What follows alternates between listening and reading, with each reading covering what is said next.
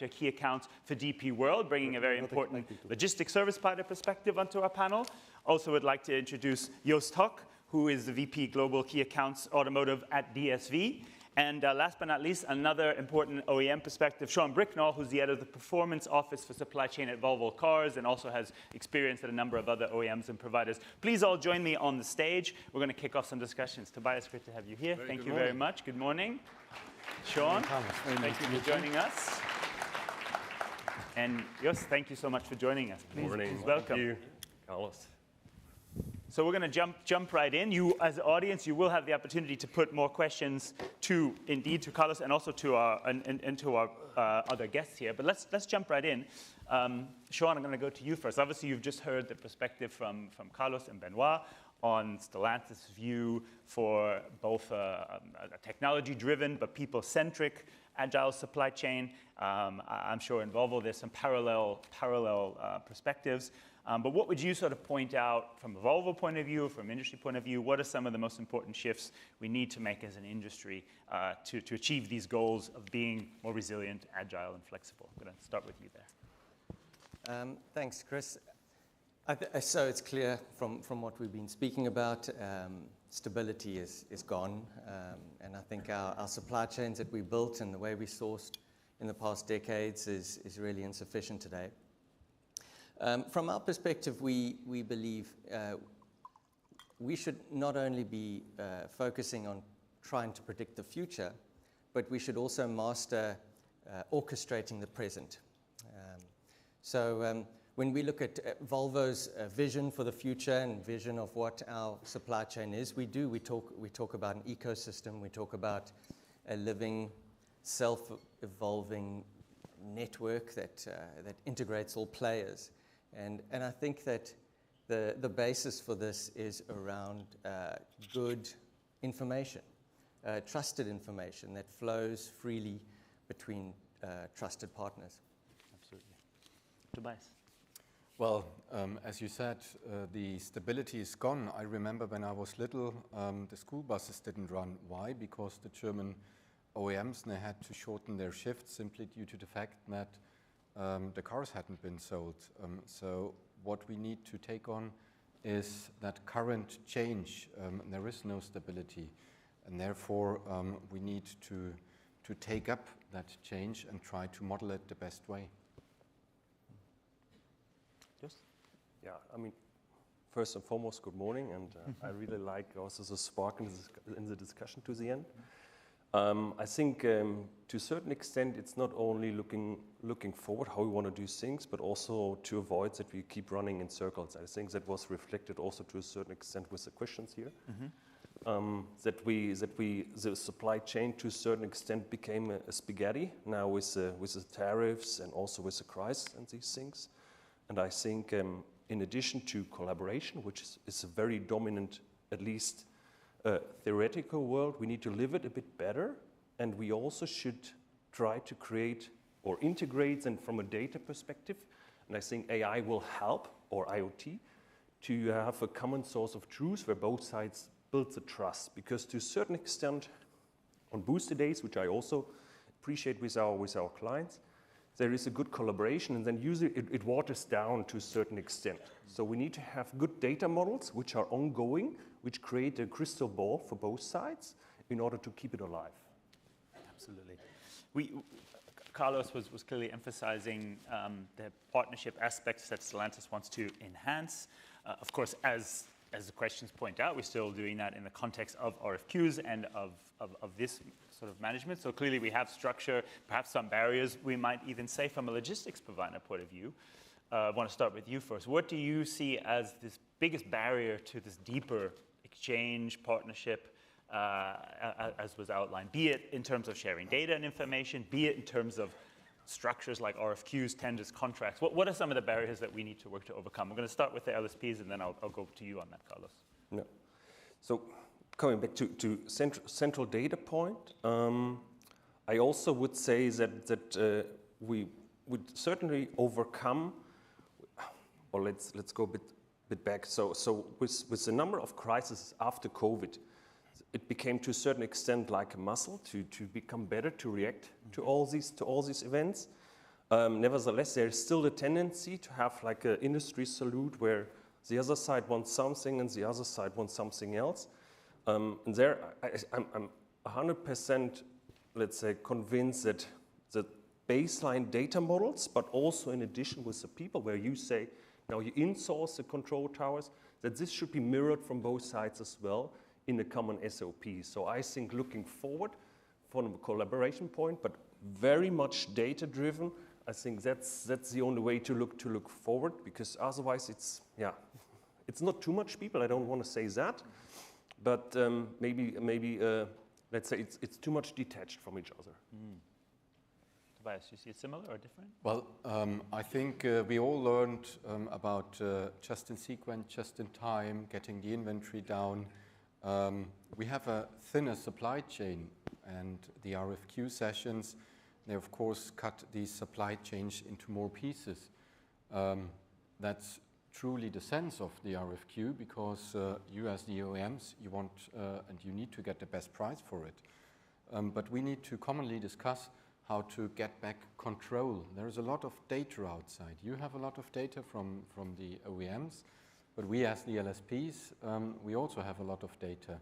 DP World, we are an end-to-end service supplier. We have a lot of ports and terminals, so there is a lot of data available, and we have to find a way how to collaborate that data in a clear and structured way so that both parties can benefit in a more resilient solution, in a cheaper price, but also, of course, in something which brings that partnership approach into the discussion and into the room. Yeah. Carlos, I mean, and we know later today we're going to hear, as you mentioned, from your colleagues on the different capacity dialogues and this exchange of forecast and data. So is that one of the most important aspects to really bring this collaboration closer, being more transparent on the data? Do you see other barriers that you need to overcome as well to enhance this? So what I see is that we are kind of in a U-shaped situation where we have a lot of data of today and on the past. We have a lot of data on the future within 5 years, which will, who knows if it will be right or wrong, but basically we have a whole of view on the midterm, which is 1 to 2 years, and that's what makes things absolutely complicated. We have a lot of, as I said, we have a lot of data about today and yesterday, so it's very simple to predict the future when you look backwards, but it's complicated to project yourself when you don't know what it's going to be. So we are kind of in a situation where we are forced to stretch ourselves to anticipate, because that's our role as leaders, just to anticipate what's going to happen tomorrow. And we are surviving today, and the term surviving, if I may say, I don't know if it's the correct one, but I guess Sean and everybody will feel that is sometimes surviving. So between this surviving and let's see what the trend is, we have a hole where is the 2-3 years, which is where relationships between partners are growing and building. And that's where I think is a challenge today, that we have such a VUCA world that we have become on living today and we'll see what happens tomorrow. And that's probably a challenge for everybody, us as OEMs and our partners, to build a common future with us. Sean, I want to go to you. I know at Volvo there's been a lot of initiatives over the last couple of years to digitalize more processes, certainly a big focus on data as well. And your role is on supply chain performance, so kind of connecting all of these pieces. Where do you see barriers that we still need to overcome? Where are you seeing sort of progress on this side so that we can act in a more agile way? Yeah, well, I think, we've, when we look at a 12-month forecast, it's no longer a plan, it's just a wish. And so also when I think back a decade ago, we used to, in supply chain, we used to be explaining to the, let's say, head of manufacturing why a ship is delayed. Today, we're explaining to the CFO how a change in our route has impacted working capital. And I think, like we've said, to be able to cater for resilience, holding big buffers is obviously unaffordable, and so those need to be replaced with digital signals. And that that information from those digital signals, a lot comes from our partners that we need to use, and we can use that information to, it creates the ability to have some flexibility in our replanning. And that's important for us to be able to not just bang on the original plan, but really to pivot and maximize the output that we have with the cards that we've been dealt. Yeah, no, absolutely. Well, you made an important point there on a lot of the data information comes from providers, and just you also mentioned integrating logistics providers into a S&OP sort of process. So I'm keen to hear from both of you. Where do you think your data isn't being used enough, perhaps, in some of the decision making and planning for your OEM or tier one partners? Because we talk about a holistic view. We want to get all those things. As Sean said, the forecast is maybe more of a wish than a plan now. So we really need to understand. Where do you think you could help your customers actually understand better where the market may be going or where the network is going? Yeah. Peter, you can start and then we'll go to Tobias. Yeah. So to a certain extent, the data analytics phase is pretty intense when there is a market exercise in regards to RFQs, and then to a certain extent it very much stops very often. So it rarely keeps going. So I would say, let's say when the business starts, along with market updates, I mean, usually when crisis hits, as an example, there are usually a lot of experts in the aftermath, never before. Yeah. That would be better.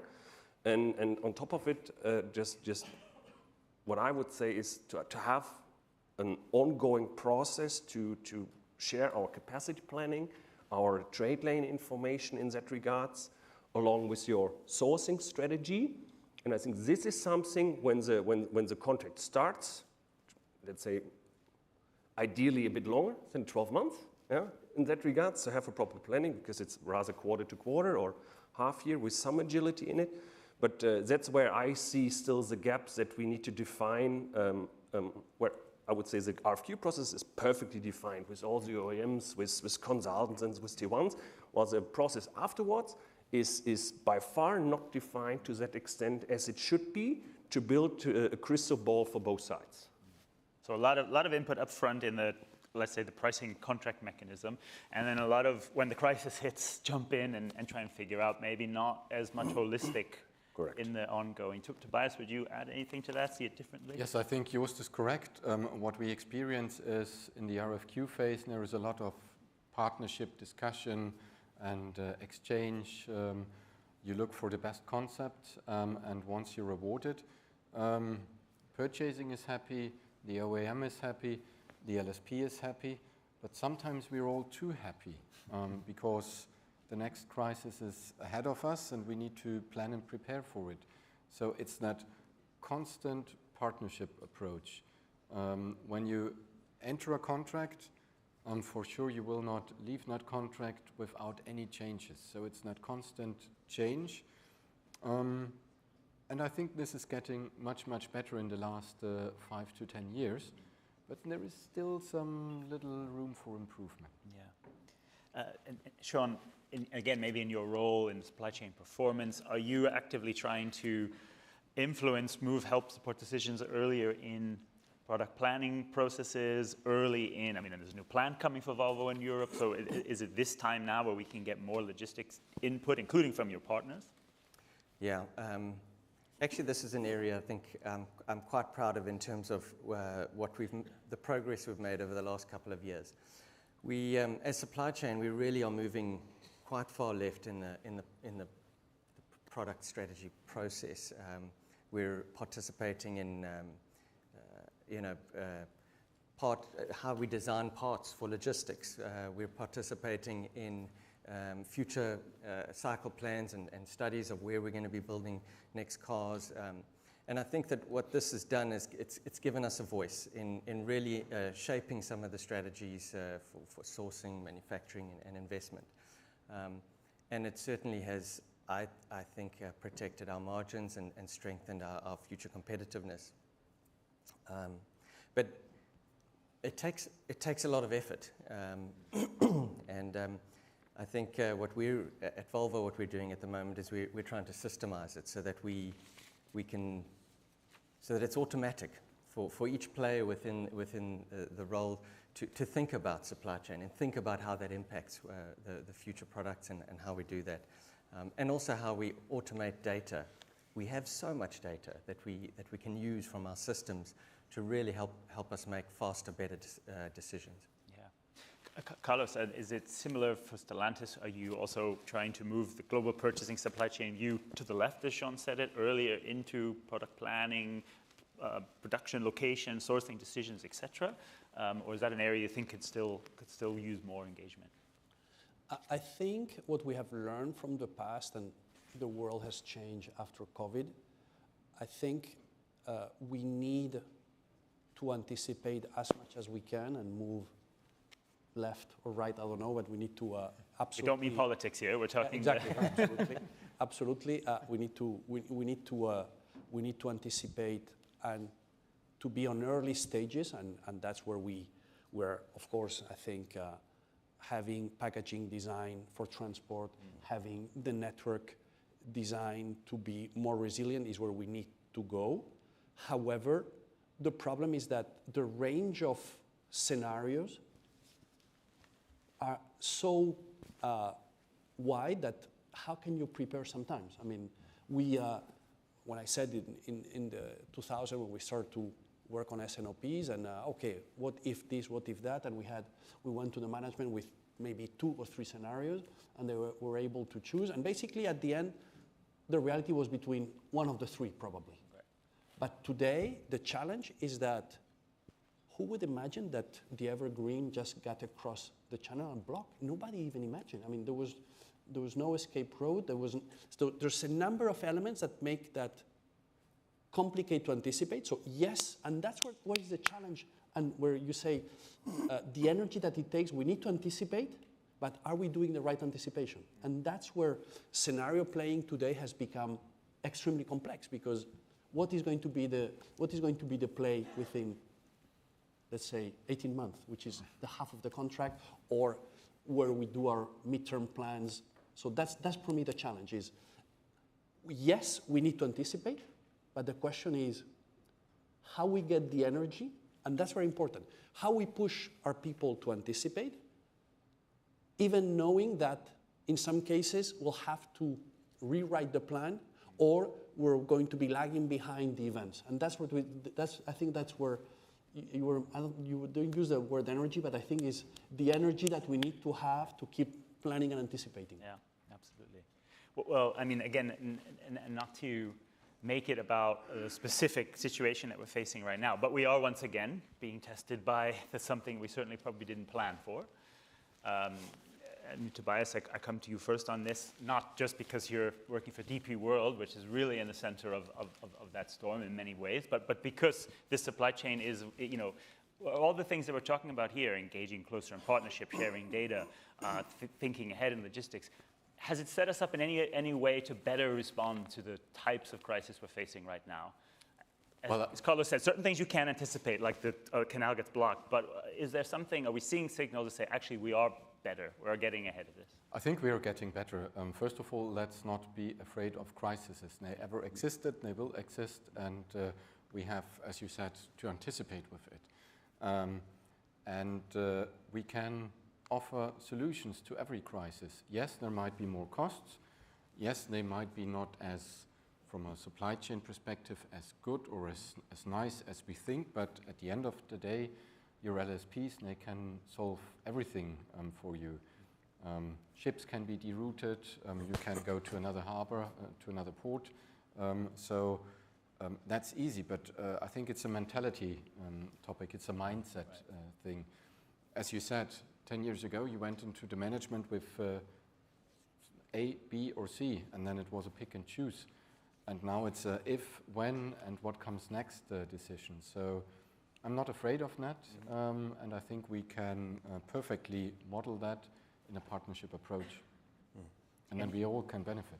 And then, I mean, kind of in practice, that's an interesting point. Okay, if there's 10 different, 20 or 100 different scenarios that you're working through, you need a very tight integration to help prepare, anticipate, and then understand which one we may be moving towards. So, I mean, maybe reiterating the points that we made earlier, this needs to be partly automated, but then partly like the Engage program, directly in concert. Just would you add anything? Yeah, I can only confirm. It has become much calmer because we get used a bit to disruptions on global, regional, and local level. So that was cool.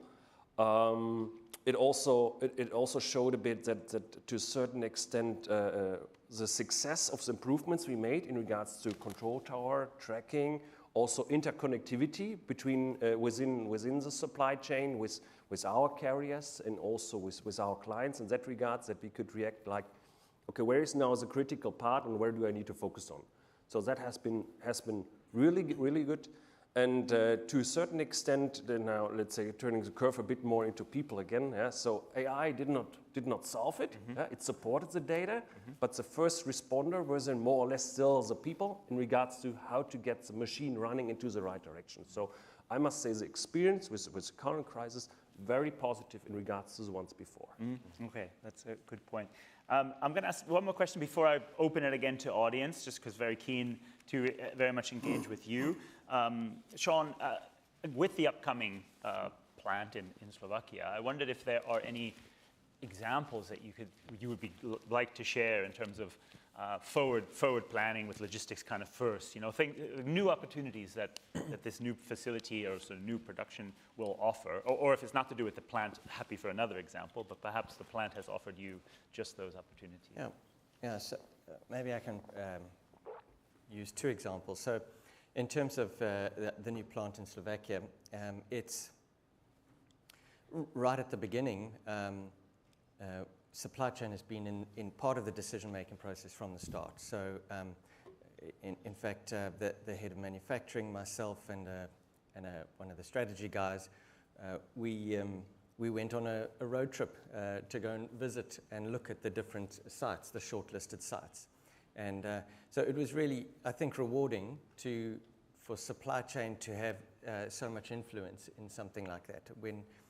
When I started in this industry, which was a long time ago, but we probably, as logistics, wouldn't have even been part of the NDA agreement. We probably wouldn't even known that there was a new plant that was being investigated. Whereas today we're influencing exactly where it's going to be. So I think we've certainly grown and matured as an industry.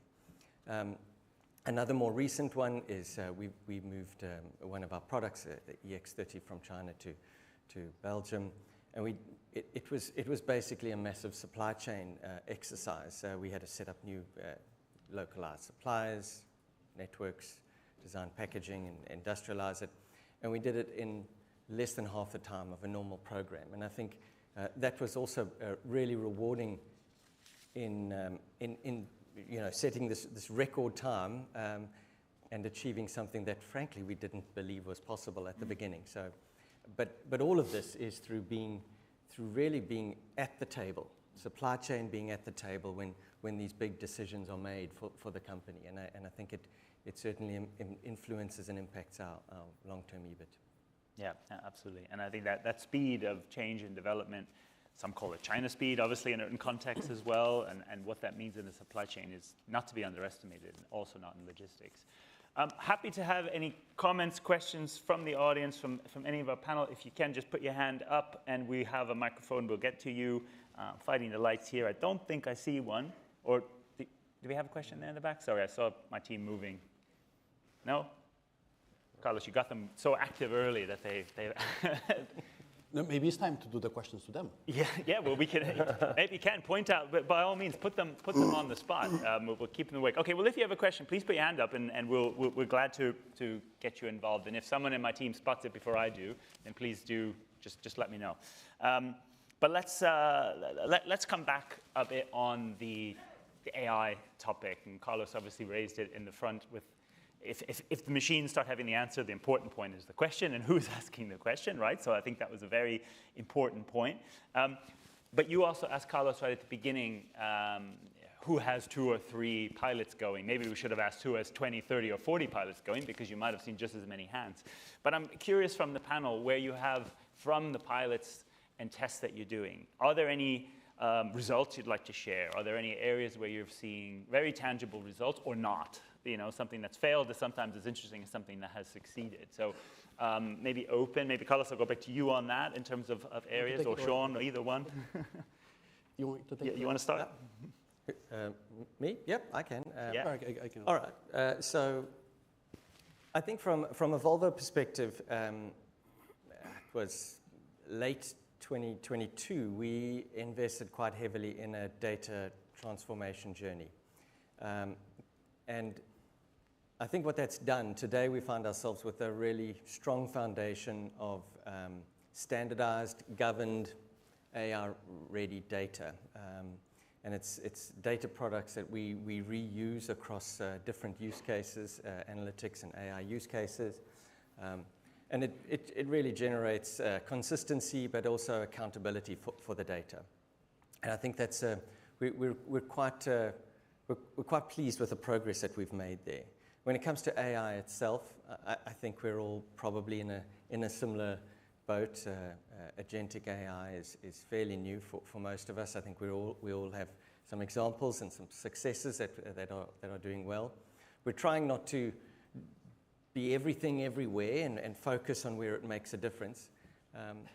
But the other area that we've focused on, and again, I guess it touches on the people side that you were talking about, Carlos, is we're investing heavily in mass AI upskilling. So across blue collars, white collars, we really want to federate AI. We want to empower teams and build the skills for the future of our industrial operations.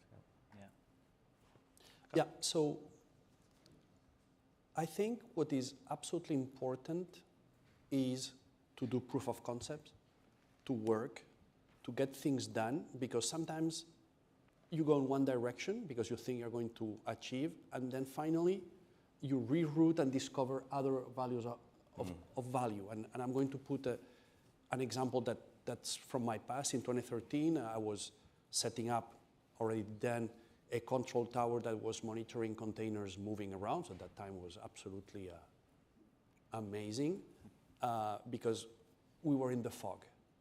And when I built that was the first digital connections, I was focused on, I would like to give heads up to my end customers that my product is going to arrive late. And I was really driven by an immediate value to the customer.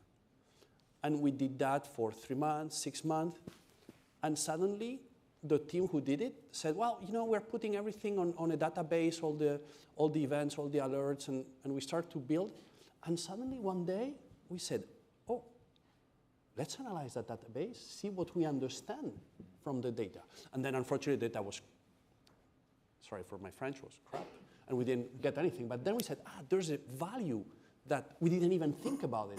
So we start to work to clean up that database, and we're able to model the network, and we did kind of without knowing a digital twin of our network. So it's important. For me, the lesson learned is you need to test, you need to do things, because even if you fail, sometimes you discover other values, and that's what is important. So for me, what is absolutely key is to test, to do things, and incrementally to learn and to improve. Because sometimes you think you're going to go south, and then finally you go west because you discover something that makes sense. And that idea that I had by that time we're going to give heads up that the product is arriving late, and we come up with, guys, we see where we're constantly failing, and we learn. And basically then the information of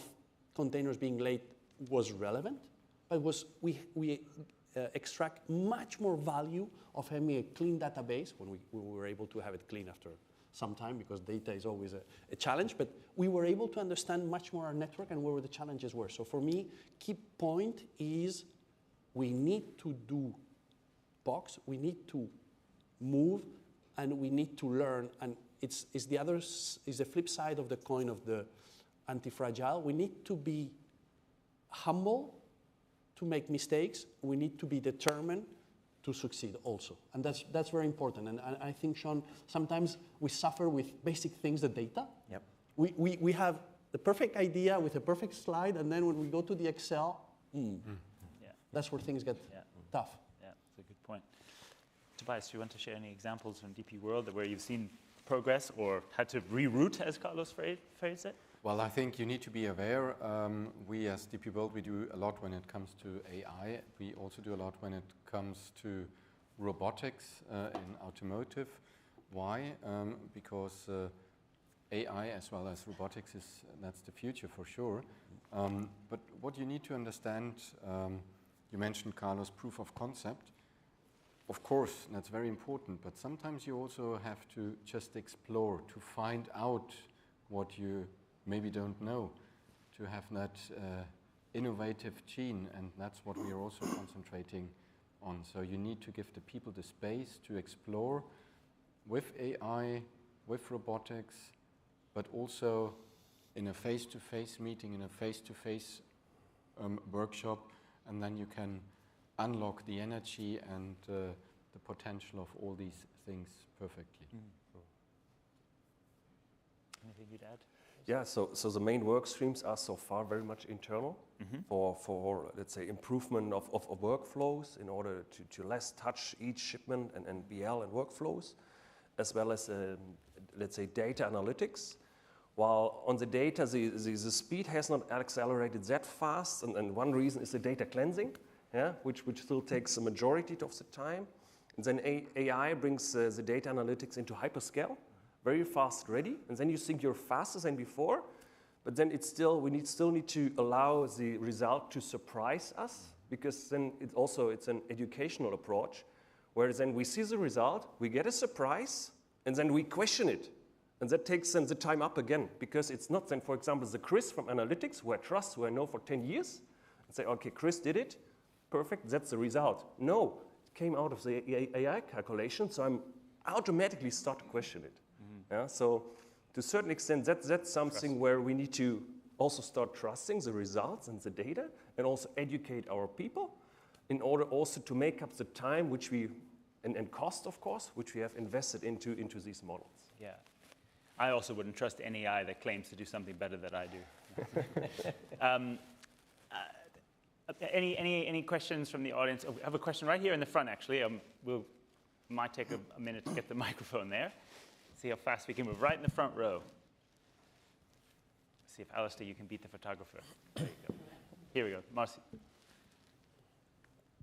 It's Marcelo Con from General Motors. My question is to Sean. You said you in your started AI journey 2022, and you guys are creating a team or develop a team that know AI, that can use AI, that can develop AI, or going going outside and using some supplier to bring AI to the company?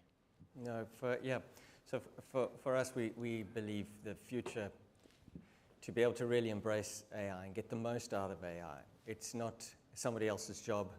It's not the IT department's job.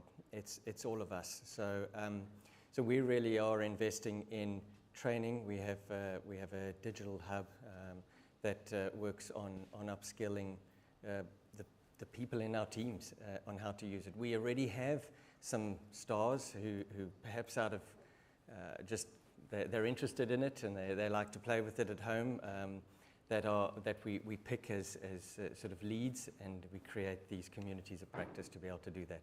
Yep. Thank you for the question. I think we had I think I saw a hand in the row behind. Yeah, can we get the microphone right there? Thank you. Björn Svenningsen, UECC.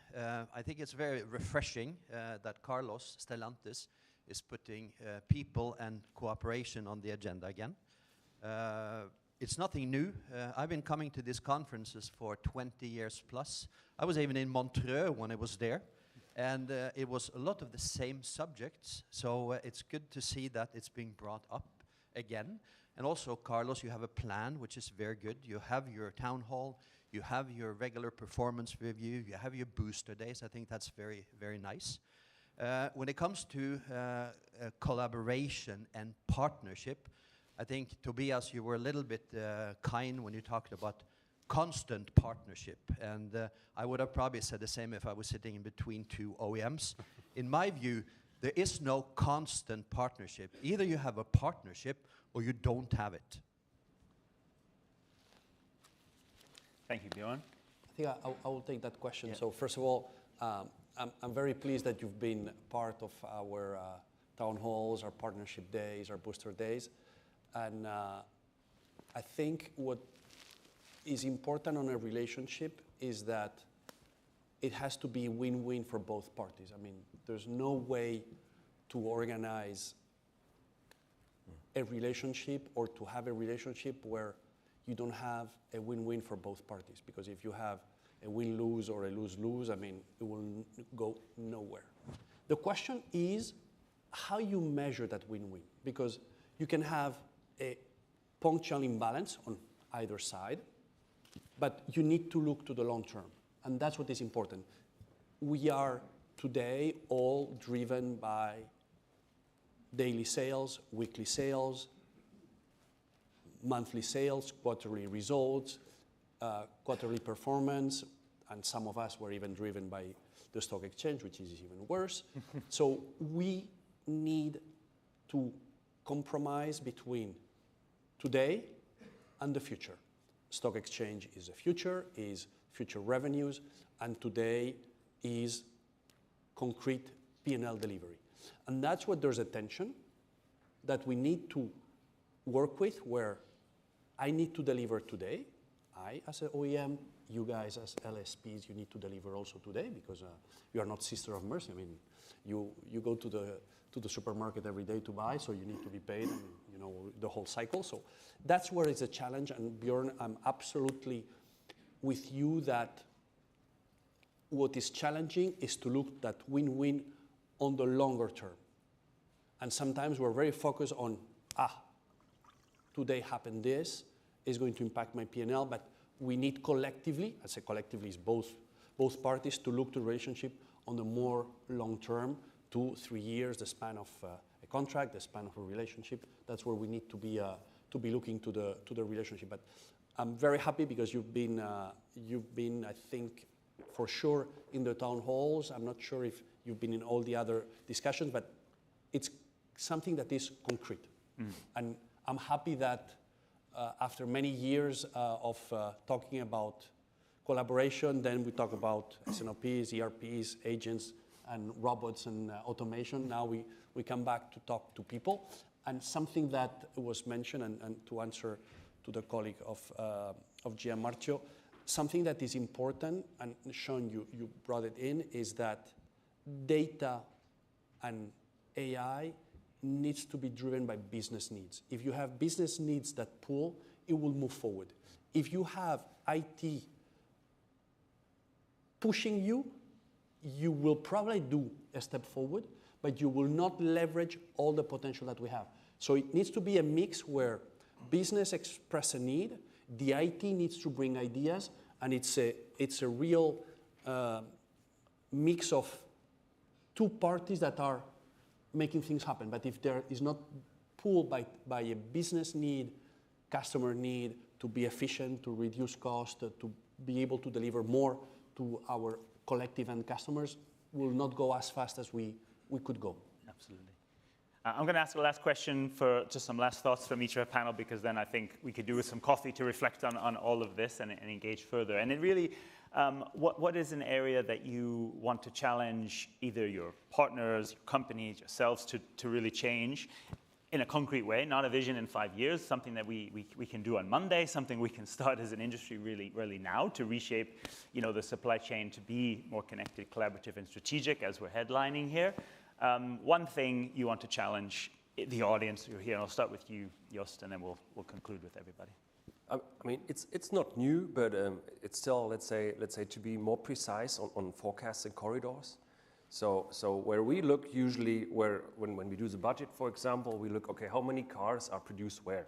And then how does it derive? Let's say with one of our clients in the past, we did it, so we teared down the production costs for a respective model, and then teared it down, what is the logistics cost, and what does it mean in regards to demand, routing, capacity planning? Yeah?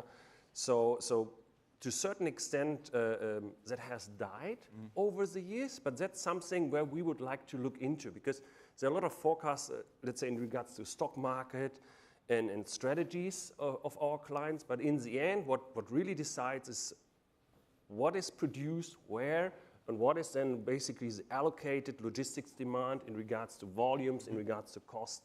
So these kind of models, I think they're not far away. So 12 months is absolutely realistic.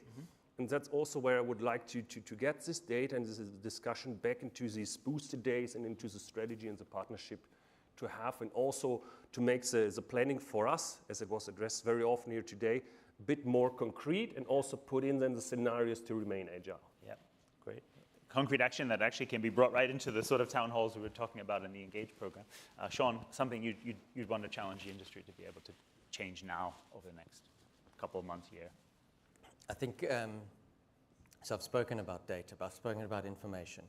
And I think if we want to have an ecosystem in the future, it's built on trust, and trust starts with transparency. And I think we need to have, we need to share information between ourselves and our logistics partners.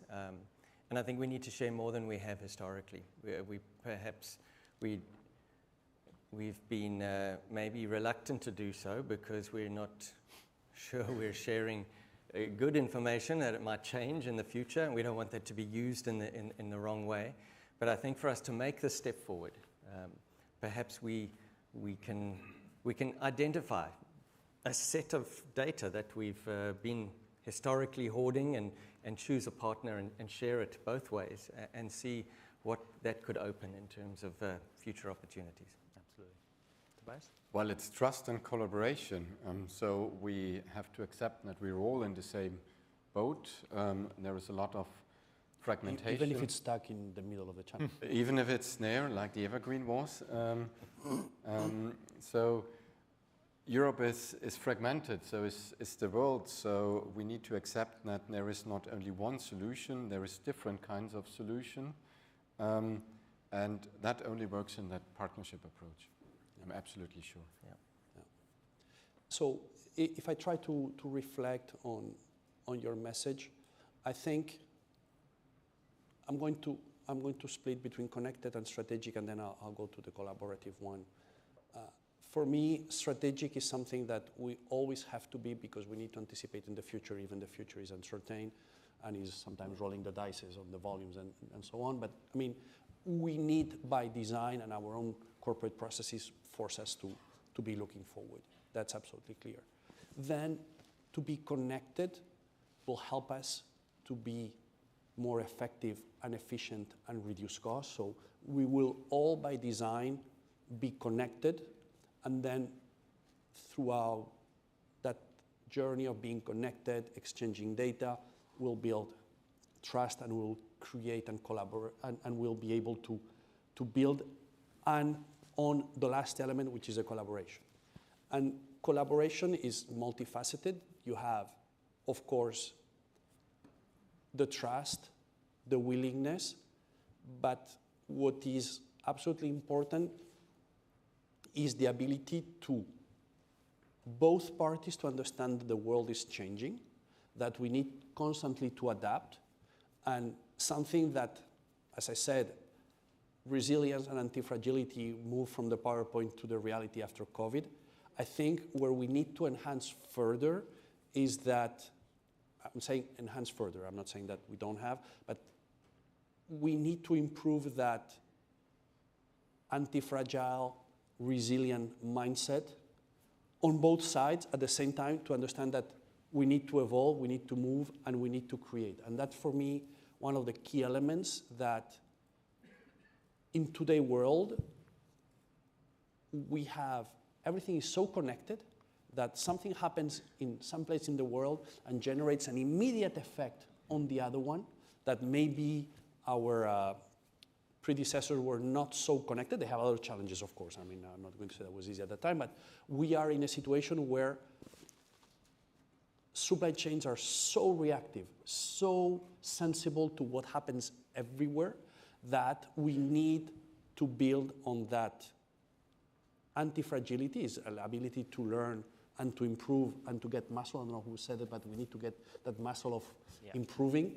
And that situation on both sides will generate a positive collective intelligence and collaboration. Absolutely. Well, I think we're going to have plenty of opportunity to learn and grow that muscle over the next year if what we've seen over the past weeks and months and years is anything to go by. But that's a great message to end on here. I want to firstly thank you, Carlos and Benoit, for the great presentations. Thank you to our panel for continuing this discussion here, and thank you for your questions. The good news is for you.